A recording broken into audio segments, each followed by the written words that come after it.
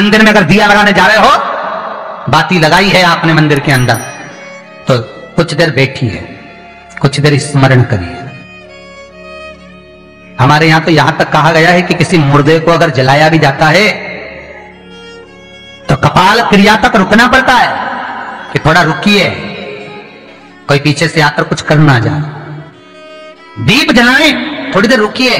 और दीप का भी नियम है हमारा, दीप का भी नियम। दिए में जो फूल बत्ती लगती है, गोल बत्ती लगती है, गोल वाली, ये बत्ती हमेशा कोई विष्णु भगवान की पूजन कर रहे हो, शिव जी की पूजन कर रहे हो, कोई अन्य देवता का अगर आप स्मरण कर रहे हो तो गोल बत्ती लगाई जाती है। भगवान के मंदिर में पूजन कर रहे हो तो गोल बत्ती लगाएं।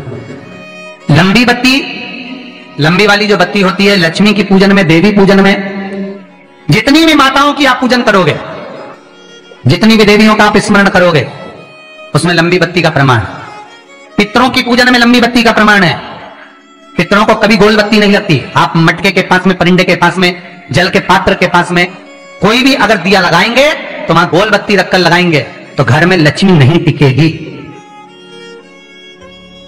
कई लोग कहते हैं कि परिंदे के पास, मटके के पास में, पानी के स्रोत के पास में जहां जल भरते हैं, हंडा रखते हैं, टंकी रखते हैं, वहां पर मटके के पास बत्ती लगाओ, दिया लगाओ, पितर शांत रहेंगे। तो पितरों को शांत करो, मना नहीं है, पर दिया लगाने का नियम है कि पितरों को अगर आप दिया लगा रही हो मटके के पास, परिंदे के पास, या अमावस्या के दिन पितरों के लिए अगर दीप लगा रही हो तो गोल बत्ती अगर लगाओगी तो कार्य कभी सफल नहीं होगा। घर में लक्ष्मी नहीं टिकेगी, संपदा नहीं रहेगी, घर में कोई ना कोई बीमार पड़ा ही रहेगा। धन आएगा जाएगा, टिकेगा नहीं। इसलिए पितरों के लिए अगर दिया लगाना है, पूर्वजों के लिए दिया लगाना है, पितरों के लिए अगर दीप लगाना है तो लंबी बत्ती लगाइए, लंबी बत्ती। महाराज, लंबी बत्ती का प्रमाण हमारे यहां शास्त्र का, गोल बत्ती का प्रमाण। और सुंदर चरित्र कहा, यदि आपके जीवन में बहुत ज्यादा लक्ष्मी से तकलीफ है, कष्ट बहुत ज्यादा है, या संबंध खराब हो रहे हैं बहू और बेटों के, संबंध खराब हो रहे हैं, अदालत में बात चली गई कि लड़की और लड़के का तलाक होने वाला है, बहू अपने घर जाकर बैठ गई, आने को तैयार नहीं है, जमाई अपने घर रह गया, लड़की को लाने को तैयार नहीं है, सास बहू में आपस में तनमन चल रही है, प्रेम बिल्कुल नहीं है, या लक्ष्मी आती ही नहीं, बहुत कष्ट है, जमीन जायदाद पड़ी बिक नहीं रही, तो एक काम करना, इतना दुख अगर आपके जीवन में है तो कार्तिक के महीने तक रुको, और कार्तिक का महीना आए, त्रयोदशी तिथि आए, कोई सा भी हो, सोमवार, रविवार, मंगल, बुध, कोई सी भी त्रयोदशी, प्रदोष, कोई सी भी प्रदोष तिथि आए, उस दिन तुलसी की लकड़ी, पहले से तुलसी आपके घर में अगर सूखी हो, तुलसी सूख गई हो तो उसकी जो लकड़ी होती है, उस लकड़ी का 7 लकड़ी का बंडल बनाकर दीप बना लो। लकड़ी का दीप मतलब लकड़ी, पतली पतली डालियों को लेकर कच्चे सूत से उसको बांधो और बांधकर घी में डुबक दो।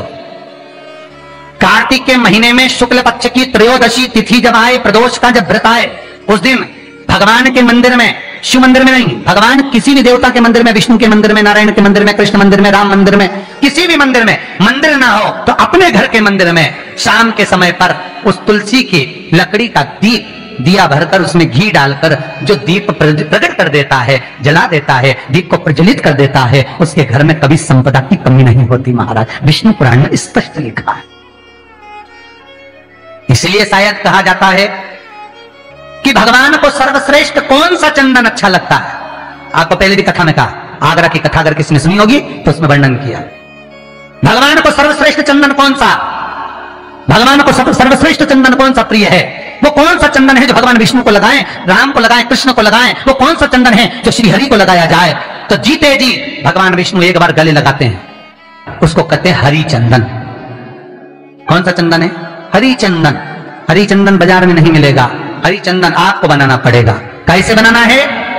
तुलसी जब सूख जाए उसकी जड़ को निकाल लिया जाए, वो जड़ को पानी में धो लिया जाए, धोने के बाद उसको सिलवट्टे पर, पत्थर पर घिसा जाए और घिसकर उसमें थोड़ा सा कुंकू, रोली डालकर तैयार कर कर जो भगवान विष्णु के मस्तक पर, कृष्ण राम के मस्तक पर लगा देते हैं और उसकी एक बिंदी अपने हृदय पे लगा लेते हैं। जीते जी भगवान एक बार उसको गले लगाते ही हैं। हरि चंदन प्रियता। जैसे शिव महापुराण में रुद्र चंदन का भाव है,